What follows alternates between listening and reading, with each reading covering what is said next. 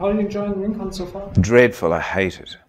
No, I don't. No, it's great. I really enjoy it. Actually, I've never been to one of these before anywhere, so it's very new to me, and it's very different to what I expected. Actually, there's a really lovely energy here, and really lovely people. So no, I'm having a good time. How does it differ to your usual press junket that you get? That's very different.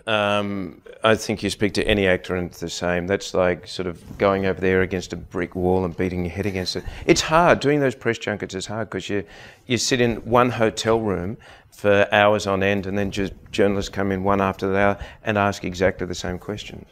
It's hard, and you have to pretend to be fresh and pretend that you've never heard that question before. Right. Yeah. You get to meet the people. Meet who? The fans. Well, that's the big difference here. Yeah, that's the great thing, the interaction between the fans and the people who are involved in the movies. It's great. I love hearing from them and talking to them and drinking with them. Yeah, no, it's good. So you're at a con that focuses totally on the Lord of the Rings, even though the movie's been like 10 years ago. Do you have the feeling, and don't take this the wrong way... No, go and offend me. ...that you're being reduced to the role of Faramir? Reduced to being Faramir? Oh, I don't... You've been doing different things. Oh, you have done a number of films since then. But look, being involved in Lord of the Rings is something that's obviously going to stay with me for the rest of my life, because it is a landmark film.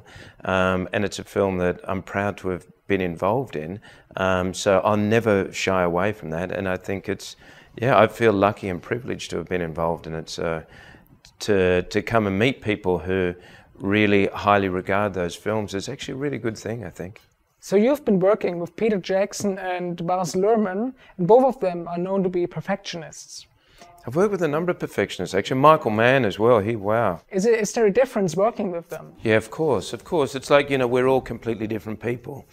When we do, you may do the same job, but you're a completely different person. It's the same with film directors. They all make films, but they're all very different because they're a different personality, so therefore their films are going to be different. Yeah, completely different. Baz and Peter and Michael Mann and Jane Campion, completely different.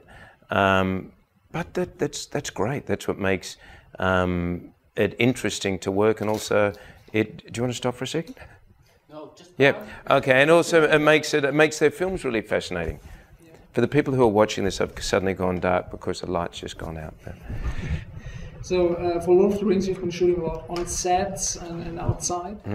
Whilst working at 300, it's all in front of a screen. Is that like a particular challenge? Do you prefer one over the other?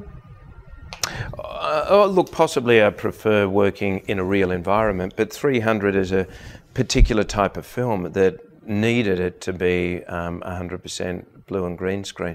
But it didn't really affect the acting or the fighting scenes at all, because they were all 100% real. So the only thing that was missing doing 300 was the environment itself, the background, but we didn't need that.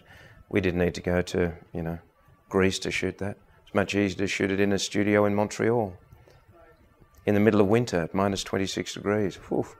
And just in a pair of leather underpants. That was interesting. Nice. Yeah. So talking about 300, you're currently working on 300 prequel. Can you give us any information about the movie at all? Well, I probably could, but then the studio will probably take me to court and sue me. So that's the only difference. Look, I can't tell you much, but you probably know as much as I do, really. It's about a very famous naval battle. Did you know that much? Oh, there you go. Yes, yeah. That, and the fact that it's not really a prequel and it's not really a sequel. It's neither. I don't know if you know that either, but there you go. Maybe I've given a bit too much information. There are rumors that some of the actors in Lord of the Rings got to keep props and equipment of the movies. Did you get to keep anything? Rumors. Yes, I did. Yeah. Yes, I did. Every actor on their very last scene was given a few things, actually. They were given the clapperboard with the slate number of their last scene, so I have that. And each actor was also given a significant prop. And yes, I have my sword. Nice. So just one last thing. Can I ask a huge favor of you? Oh, go on. Could you... This might cost you.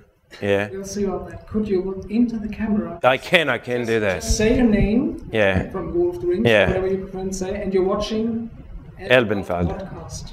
Okay. It would be so awesome. Okay. We ready? Okay. Hi, this is David Wenham, Faramir from Lord of the Rings, and you're watching Elbenwald Broadcasting.